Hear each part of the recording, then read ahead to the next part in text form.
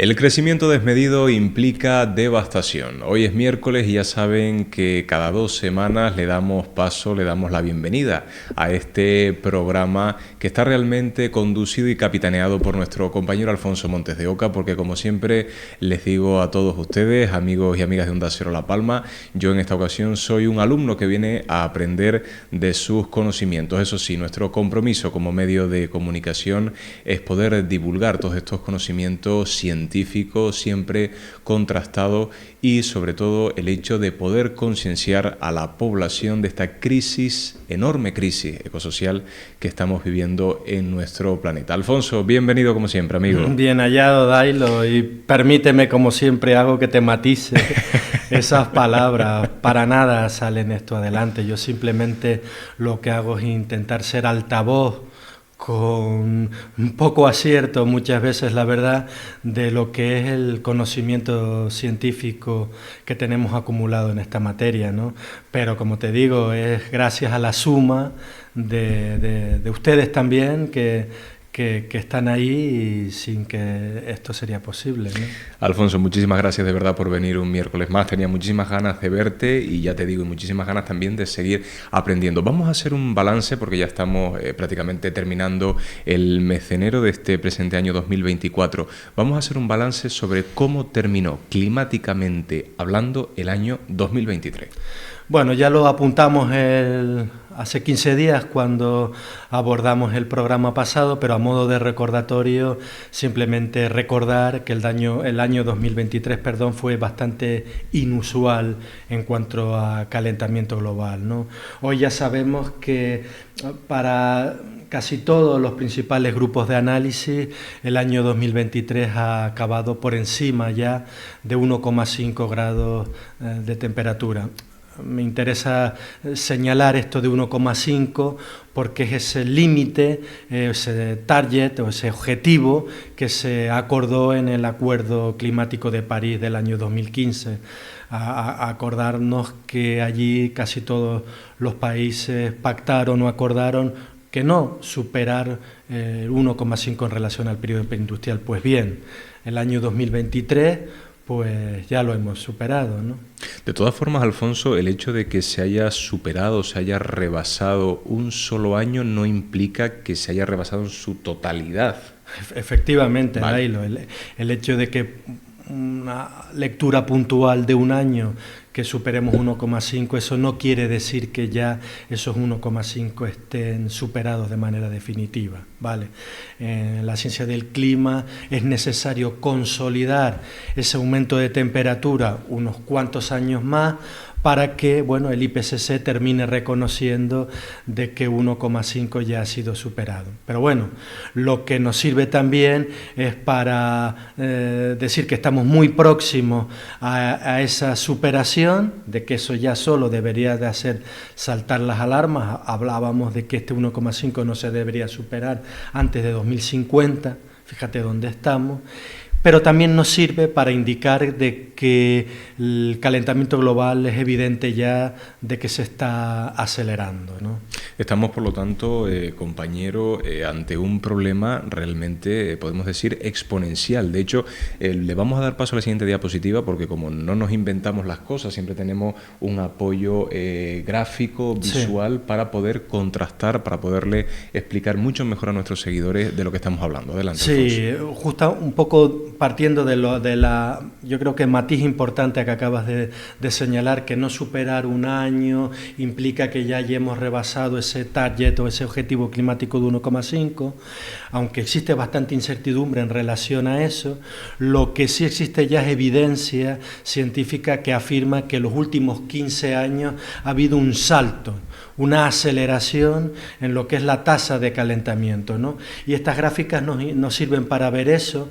Habría una, desde 1950 hasta aproximadamente 1999, hemos seguido una tendencia que puede ser más o menos lineal, pero desde 1990 hasta la actualidad ha habido dos saltos, uno que abarcaría hasta el año 2009-2010 aproximadamente, y del 2010 hasta la actualidad, donde ya estamos absolutamente fuera de rango, es decir, queda la digamos evidencia científica actual lo que indica es eso, de que podemos hablar de que los últimos 15 años pues el aumento de la temperatura ha ido aumentando en cuanto a la escala, ¿no?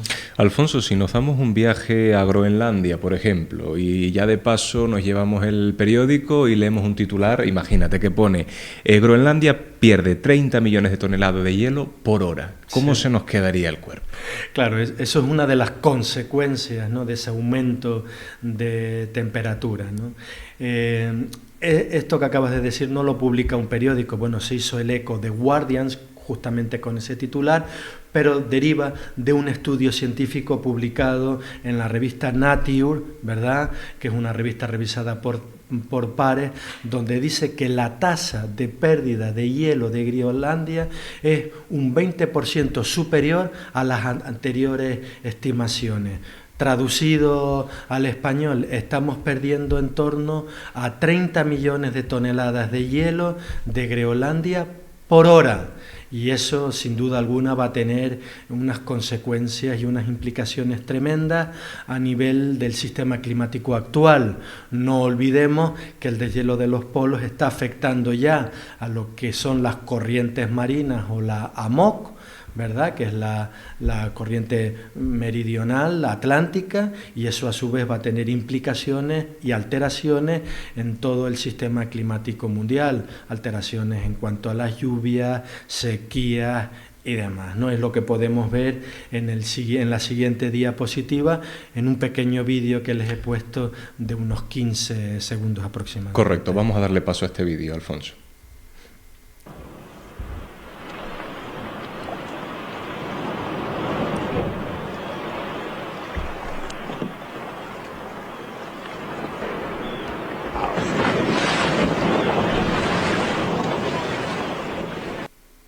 Esto es lo que está sucediendo actualmente ahora, en Groenlandia, en estos momentos. Exacto, es decir, siempre que hemos abordado este tema, de ahí lo hemos dicho, que el cambio climático no es una cosa de futuro, es algo que está sucediendo ahora, que es real, ¿no?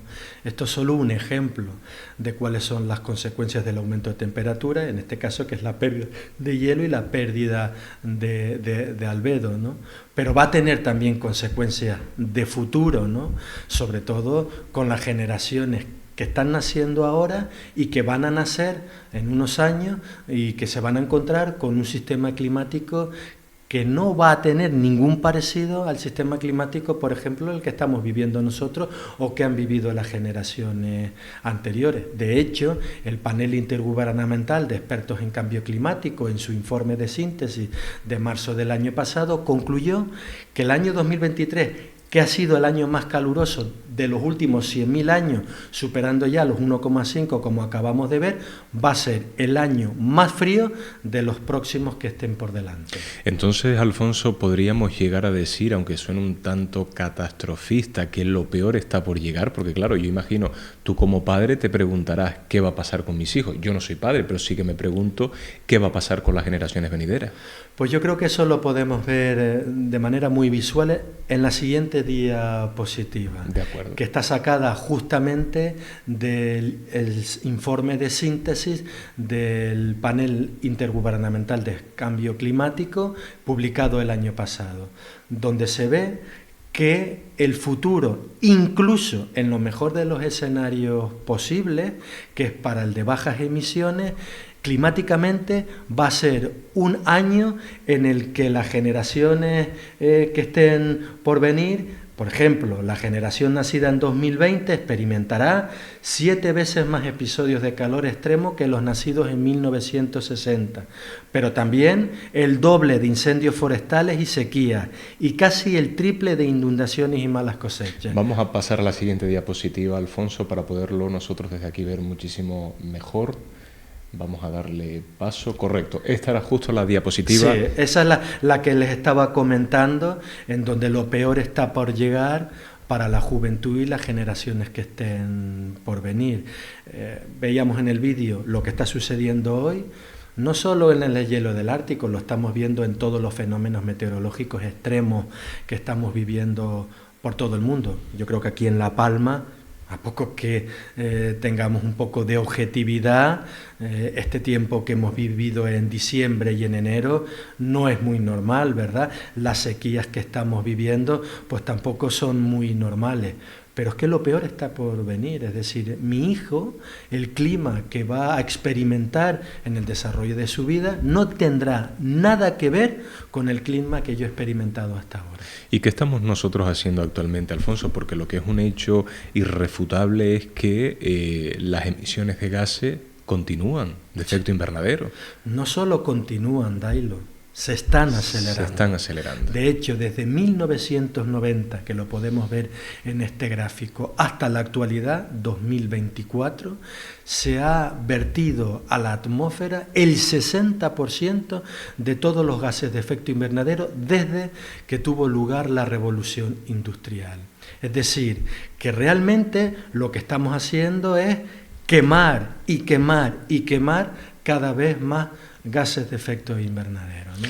Hay una imagen que viene a continuación que a mí me llamó mucho la atención y también me impactó, porque claro, es como una especie de reunión familiar, en este caso, concretamente en épocas navideñas, y digamos que hay un niño, ¿no?, que abre un regalo, y el regalo es el percal, ¿no?, que se va a encontrar con el clima tal y como está, con el planeta Tierra, con todos los problemas derivados de esa crisis ecosocial que de la que hemos estado hablando en este programa. Y claro, realmente vemos a sus familiares que reaccionan de una forma que nos resulta, a mí personalmente, bastante chocante, porque está como ignorando la familia el problema, riéndose un poco, no sé si por ignorancia, no sé si por desconocimiento. En el caso de que sea por desconocimiento, para eso nosotros estamos aquí, precisamente para transmitirle a todas esas personas el conocimiento necesario para cambiar la conducta. Esta es la realidad, Alfonso, que estamos viviendo. Sí, sí. De hecho, las nuevas investigaciones lo que vienen a certificar es que no es que exista un aumento en cuanto al negacionismo. Yo creo que hoy negacionistas del cambio climático, al menos en el nivel 1, acuérdate del vídeo de Jorge Richman que veíamos que establecía 3, digamos, niveles de negacionismo. El negacionismo más básico, digamos, que es el que tiene que ver con el del calentamiento global. Yo creo que hoy en día existe muy poco negacionismo en cuanto al calentamiento global. Yo con la mayoría de personas que hablo, todo el mundo ya lo admite, entiende que está pasando algo, pero claro, Dailo, la crisis ecológica es mucho más, lo acabas de apuntar, que el cambio climático. Tiene que ver con esa gráfica que mantiene el niño, que son los límites planetarios. Es decir, el cambio climático es solo manifestación de esa crisis ecosocial. Un síntoma más. Un síntoma más, es decir, pero tenemos la pérdida de biodiversidad, tenemos los problemas asociados a la contaminación, tanto química como por plástico, tenemos la alteración de los usos del suelo, la alteración de los ciclos del nitrógeno y del fósforo, la acidificación de los océanos, el ozono. ¿Qué pasa? Que en eso sí que hay un mayor desconocimiento de la población general, es decir, hay un mayor negacionismo de esa idea de extralimitación, de esa idea de overshoot, de querer reconocer que nuestra forma de vida y de organizarnos o de relacionarnos con la naturaleza encaja muy mal en la biosfera, ha impactado contra sus límites biofísicos. Entonces, la mayor parte de la población lo que hace es o bien ignorarlo, ¿verdad?, porque no lo conoce, o bien directamente nos da igual y lo que hacemos es trasladar ese problema para las próximas generaciones. Por eso esta fotografía es un poco exagerada en el sentido de que lo que intenta llamar es esa atención, es decir, el conocimiento está ahí, lo sabemos, pero decidimos la inacción como respuesta política a ese problema de crisis ecosocial, ¿no? Hay una frase que viene a continuación que dice que la energía mueve la economía, eso lo tenemos claro, pero claro, yo por otro lado también me pregunto de qué manera estamos moviendo la economía, porque vamos a ver, según he podido entender, Alfonso, y si no, corrígeme tú, cuando hablamos de transición ecológica, lo que parece que está tan de moda este término, incluso a nivel político, parece que se hacen políticas en aras de esa transición ecológica, pero tendemos a reducir a transición energética y a su vez transición energética, reducirla a electrificación. Exacto. ¿Cómo nos explicarías esto? Claro, Dailo, fíjate qué importante que hasta existe un ministerio que se llama de transición ecológica, ¿no? Y en Canarias tenemos una consejería también de transición ecológica. Luego se supone que quienes nos gobiernan pues tienen un conocimiento de las implicaciones que tiene la crisis ecosocial, que es multidimensional, ¿no? Hablamos de pérdida de biodiversidad, de agotamientos de recursos energéticos. Sin embargo, como tú muy bien señalas en tu exposición, generalmente solemos hacer un reduccionismo. Nos hacemos trampas al solitario y cuando hablamos de transición ecológica hablamos solo de transición energética, pero es que cuando hablamos de transición energética nos reducimos aún a la electrificación, pero la electricidad solo implica aproximadamente, sobre todo para los países desarrollados, poco más de un 20% de la energía primaria consumida. El resto es todo energía fósil. Es decir, un 28% de la energía primaria que consume el mundo está basada en el uso del carbón, un 32% en el petróleo, un 25% en gas natural, un 4,4% aproximadamente en uranio, en lo que sería la nuclear, un casi 7% en hidroeléctrica y el resto sería lo que llamamos ahora renovables, ¿no? Es decir, eólica, solar y demás. Por tanto, la pregunta es, ¿qué va a pasar con ese 80% restante?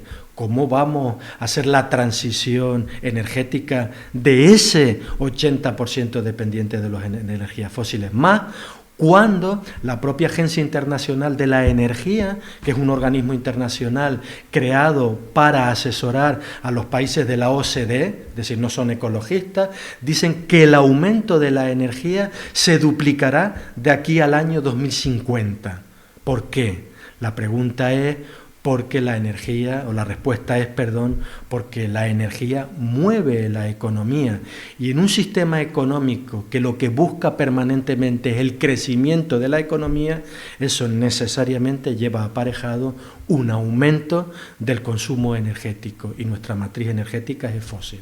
Vamos a darle un repaso a esos sectores industriales, porque yo te preguntaría, Alfonso, ¿cuánto consume la industria? Porque está claro que todas las empresas demandan energía para poder crear bienes y servicios. Pues hay dos sectores, digamos, que consumen la mayor parte de esa energía primaria, que como hemos visto es mayoritariamente fósil, que es la industria, que absorbe aproximadamente el 31% de todo ese de la energía primaria mundial, y además de ese 31%, aproximadamente un 70% es basada en energía fósil.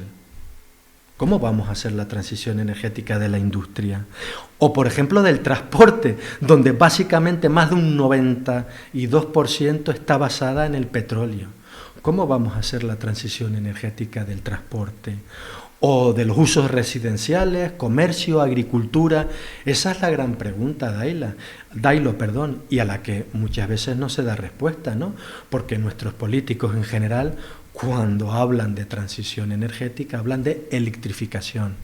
Pero si eso es una parte muy pequeña de lo que tendríamos que cambiar. Una ínfima parte del problema. Alfonso, nos centramos en nuestra matriz energética, ¿no? ¿Podemos realmente electrificar la demanda de las empresas? Yo no voy a dar la respuesta a eso y voy a dejar que sea nuestros propios oyentes. Esta es, digamos, la matriz energética española, publicado por el MITECO en el año 2018. Hay alguna variación, pero bueno, nos sirve como referencia. 45% está basado en petróleo, 14% en renovables, 11% nuclear y 9% de carbón. La pregunta que yo le haría a tus oyentes, ¿podemos electrificar la demanda de energía? Ahí queda la pregunta en el aire. Que cada uno reflexione y saque sus propias conclusiones. Alfonso, ¿por qué se espera que realmente crezca el consumo de combustibles fósiles a lo largo de los años? Lo hemos dicho antes, porque la energía mueve la economía. Yo creo que la manera más gráfica de verlo es justamente esta diapositiva, donde, como verás, el crecimiento del PIB mundial, que al final es un poco lo que el valor que utiliza la economía estándar para ver si crece o no crece a nivel mundial, es casi una línea paralela al crecimiento energético. ¿Qué quiere eso decir? Quiere decir, para que la gente me entienda, que la energía es la capacidad de realizar un trabajo. Si pretendemos realizar un mayor trabajo, ¿verdad?, necesitaremos un mayor consumo de energía. Por tanto, nuestra economía está basada, o el objetivo principal de nuestra economía es el crecimiento, ¿verdad?, el crecimiento económico. Luego, un crecimiento económico mayor conlleva un mayor aumento de consumo energético. Y si nuestro consumo energético está basado, nuestra matriz energética, en los combustibles fósiles, ¿qué crees que puede pasar, Dailo? Pues un aumento de consecuencias negativas y devastadoras para nuestro planeta. Y además, Dailo, lo veremos en las siguientes diapositivas, que la transición ecológica, tal y cual está, digamos, planteada, pues es un poco, como diría yo, un objetivo mágico de realizar. Aquí vemos, por ejemplo, es un gráfico de Pedro Prieto, que es uno de los mayores especialistas que hay en España sobre, digamos, energía, donde está representada per cápita cuáles serían los porcentajes de cada energía que consumimos las personas, en cuanto a petróleo, gas natural. La línea azul es las renovables. Dime tú si es posible irnos a una transición energética sin abordar la causa subyacente, que es el consumo de energía fósil basado en una economía que lo que prima o lo que busca es el crecimiento permanente de la misma, ¿no? Tenemos claro, por lo tanto, Alfonso, que las emisiones de CO2 no paran de crecer. De hecho, la siguiente diapositiva refleja datos a nivel mundial. Claro. Si nuestra economía lo que busca es el crecimiento permanente y nuestra economía está basada en la quema de combustibles fósiles, por mucha retórica, por mucha greenwashing, por mucho crecimiento verde, por mucho que hablemos de transición energética, al final los datos son los que son.